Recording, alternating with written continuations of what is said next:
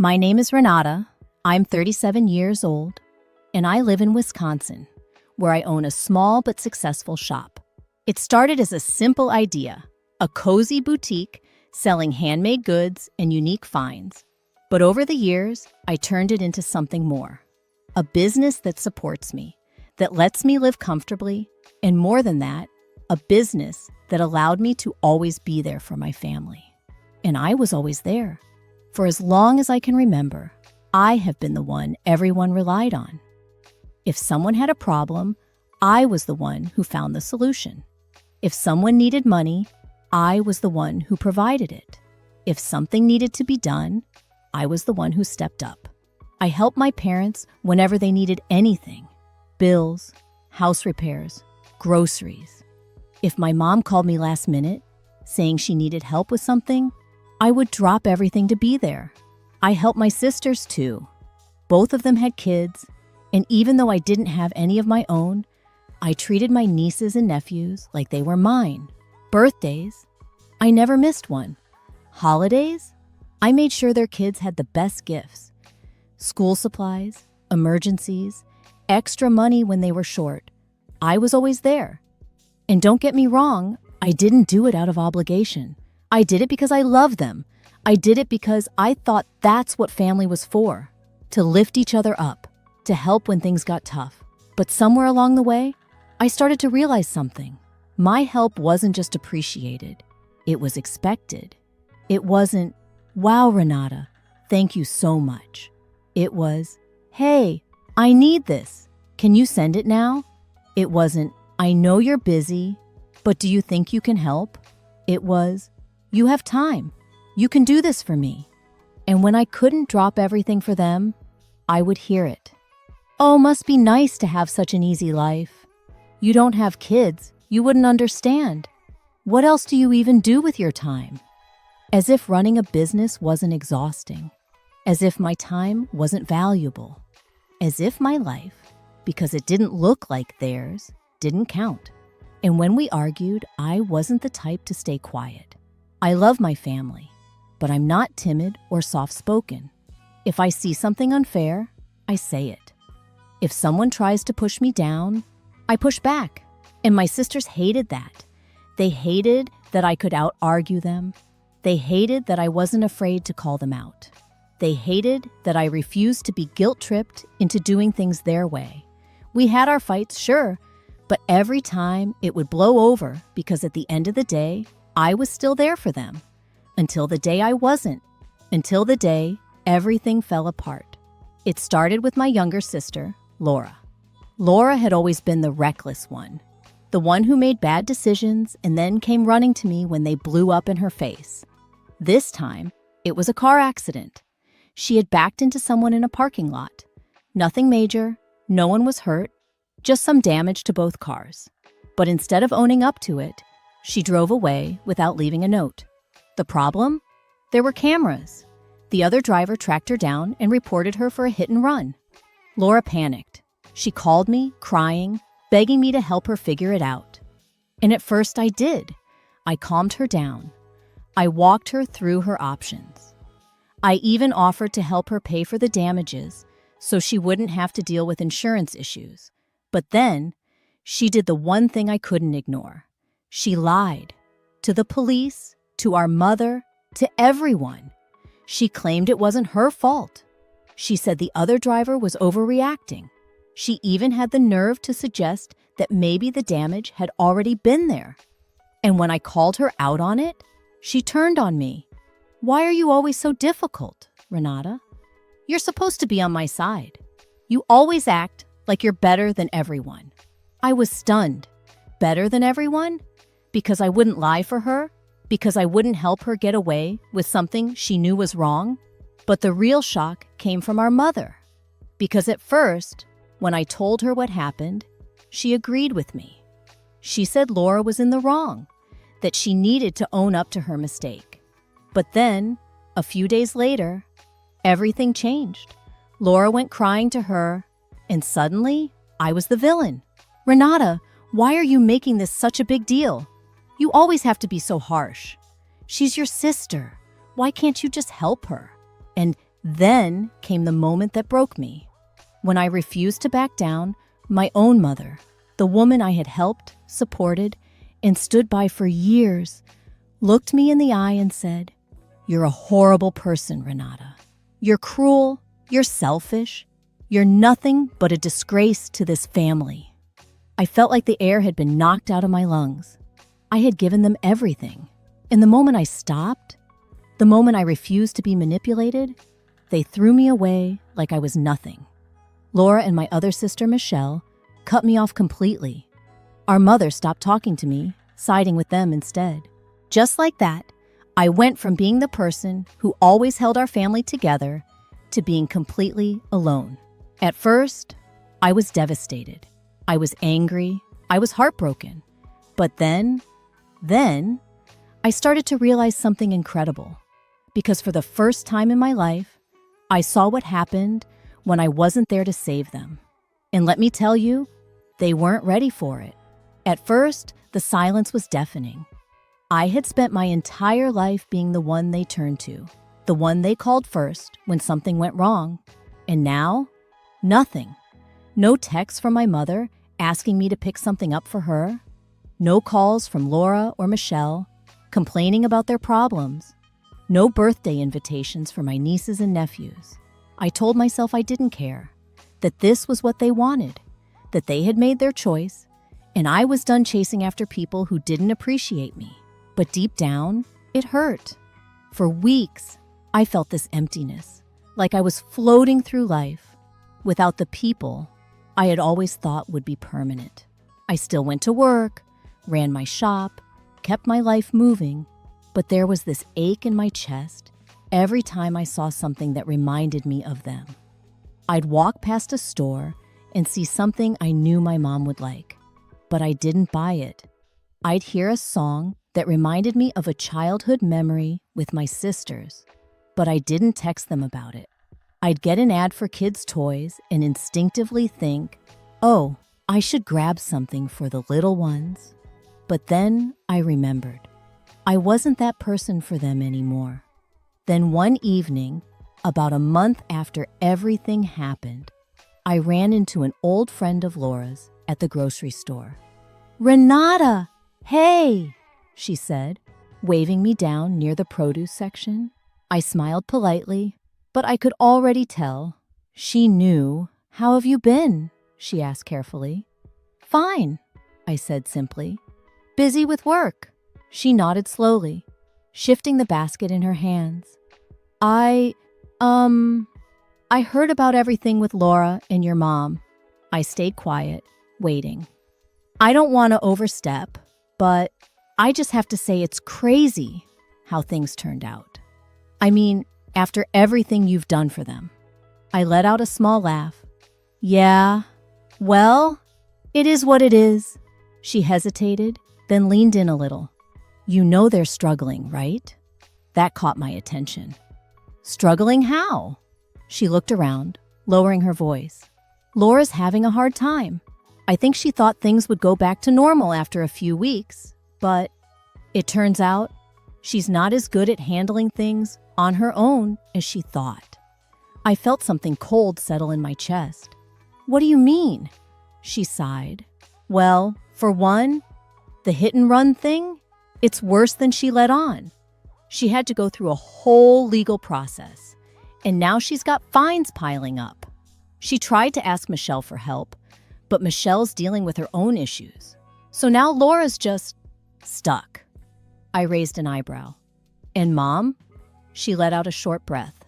"Your mom's overwhelmed. She's trying to help both of them, but honestly, she relied on you way more than she ever admitted. Bills are harder to cover. The house is falling apart because you were the one always helping with repairs. And between Laura's mess and Michelle's money problems, she's feeling it." I didn't say anything, because what was there to say? They had cut me off like I meant nothing. They had thrown me away when I refused to clean up Laura's mess. And now they were seeing what life was like without me. I should have felt vindicated. I should have smiled and thought, "See, this is what happens when you take someone for granted." But instead, I just felt tired. Not sad, not angry, just tired.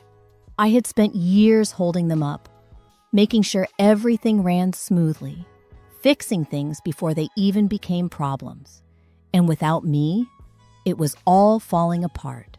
That night, I sat on my couch, staring at my phone, my fingers hovering over my mother's contact. A part of me wanted to reach out, to say, "Do you see now? Do you understand what I was to this family?" But then, another thought hit me. Why should I? They had made their choice. They had pushed me away. And now it was my turn to choose myself. I put my phone down, took a deep breath, and let it go. For the first time in my life, their problems weren't my problems. And that realization, it felt incredible. In the weeks that followed, something strange happened. At first, I thought I would feel lost without them, like a piece of me was missing. But instead, it was the opposite. I felt lighter, as if I had finally put down a weight I didn't even realize I had been carrying for so many years.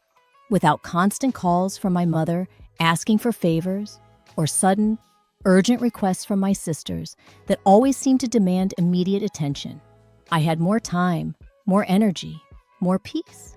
My days, once filled with stress and last-minute problem solving for other people, were now quiet and structured, dedicated to the things that actually mattered, to my business, to my personal goals, to the simple joys I had neglected for so long. For the first time in years, I didn't wake up to messages filled with complaints or demands. I didn't have to worry about which crisis I would have to fix next, about who would be calling with their latest drama, expecting me to drop everything and rescue them. Instead, I woke up to the smell of fresh coffee, took my time getting ready, and focused on my store, my customers, and the life I had built for myself, separate from them. And my business? It thrived. Without the emotional exhaustion that came from constantly navigating family tensions, I had more clarity, more creativity, and more drive. I started implementing new ideas, expanding my inventory, and making connections with other local businesses. My shop, which had always been successful, but somewhat stagnant because I was too busy managing other people's lives, suddenly flourished in a way I never thought possible. But while I was moving forward, they were struggling to keep up. Word got around. It always does, especially in a town where people love to talk. Laura, once so sure that she didn't need me, was drowning in the consequences of her own actions. The hit-and-run incident wasn't something she could just ignore. And now, between the fines, the legal fees, and the fact that her job barely covered her expenses, even before all of this, she was barely scraping by. And Michelle, she was just as lost. She had always relied on me to help with little things, watching her kids when she needed a break, covering for her when she made poor financial decisions, stepping in whenever she didn't want to deal with the hard parts of adulthood. Now that I was gone, she had to handle it all on her own, and from what I heard, it wasn't going well. But the one who was struggling the most was my mother. For years, she had balanced our family dynamics with a clear, unspoken rule. Renata will always fix it. It didn't matter what the problem was: money, relationships, unexpected emergencies. I was the one who kept everything from falling apart. Now there was no one left to clean up the mess. She was the one who had to listen to Laura's complaints, who had to deal with Michelle's frustrations, who had to navigate the constant tension that had existed between my sisters for years, but had always been smoothed over by my presence. And it was wearing her down.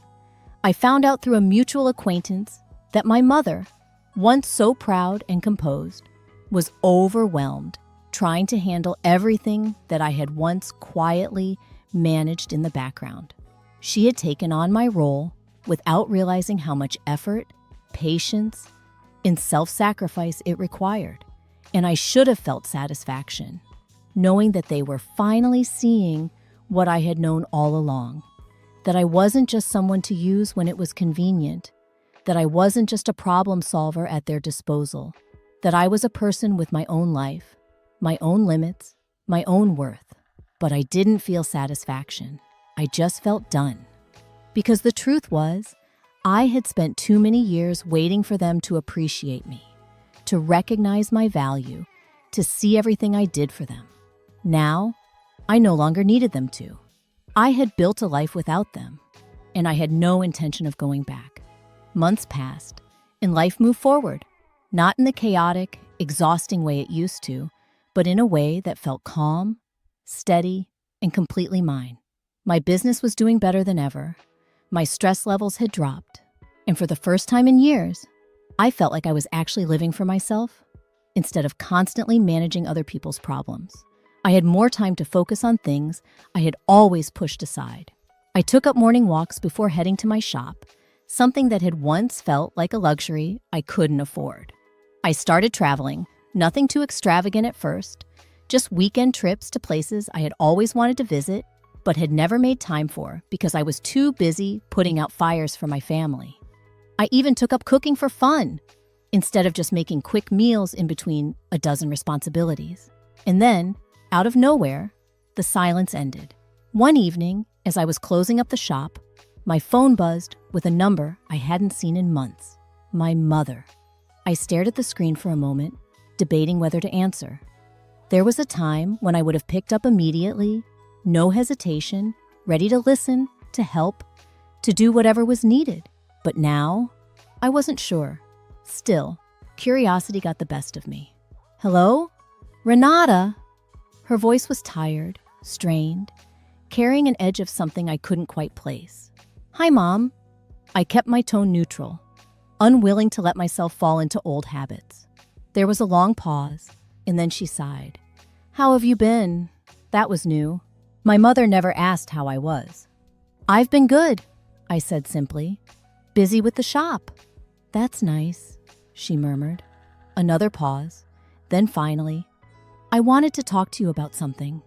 Here it was. "Go ahead." "It's about Laura." Of course it was. "She's in trouble, Renata," my mother continued, her voice laced with something that almost sounded like regret. "She made a mistake. A big one. She's drowning in debt, and she doesn't know what to do." I took a slow breath, already knowing where this was going. "I'm sorry to hear that." Another pause, a longer one this time. "She needs help," my mother finally said. "I was thinking maybe you could—" "No." It was the first time I had ever cut her off like that. She inhaled sharply, clearly taken aback. "Renata, she's your sister." "And where was she when I needed her?" My voice was calm, controlled. "That's not the point." "That's exactly the point, Mom," I said firmly. "You all made it very clear that I wasn't part of this family anymore.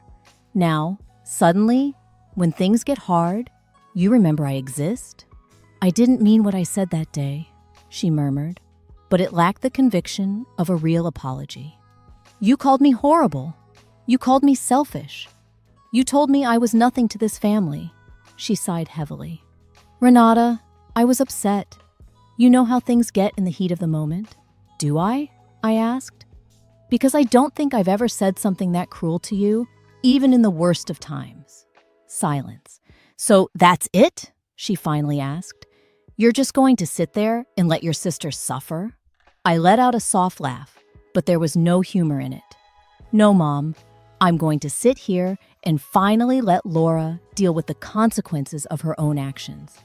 Just like I had to, all those years when I had no one to bail me out." She didn't have a response for that. For once, she had nothing left to say. After a long silence, she let out another sigh. "I guess I was wrong about you." I smiled to myself. "Yeah, I think you were." Then, for the first time in my life, I ended the conversation first, and it felt incredible. I put my phone down, locked up my shop, and stepped outside. The air was crisp, the sky darkening as the first few stars appeared overhead. I felt free. Free in a way I had never known before, because for the first time, I wasn't being manipulated by guilt. For the first time, I wasn't putting everyone else's needs above my own. For the first time, I had chosen myself, and I had no regrets. If there's one thing I've learned through all of this, it's that no matter how much you do for certain people, it will never be enough. You can give them your time, your money, your energy. You can bend over backward to fix their mistakes, to make their lives easier, to be the person they call every time things fall apart. And yet, the moment you set a single boundary, the moment you say no, the moment you choose yourself for once, you become the villain. It doesn't matter if you've spent years carrying them through their problems. If you've sacrificed your own well-being to make their lives smoother, they will always find a reason to turn on you when it suits them. And that's why I have no regrets about walking away. Cutting ties wasn't easy at first. The guilt, the anger, the lingering hope that maybe they'd realize what they lost. It took time to let go of all of that. But the truth is, once I did, I gained something so much more valuable. Peace, freedom, a life where I wake up every day and know that my energy is spent on things that actually matter. On my business, on my happiness, on the people who truly appreciate me. So if you're listening to this and you're hesitating, if you're wondering whether it's worth holding on to people who only drain you, who only take without giving anything back, let me tell you this. You don't owe them anything, not your time, not your money, not your guilt. You don't have to keep setting yourself on fire to keep them warm. Walk away. Because when you finally do, when you finally let go of the weight they've put on your shoulders, when you finally start living for yourself, you'll wonder why you ever waited so long.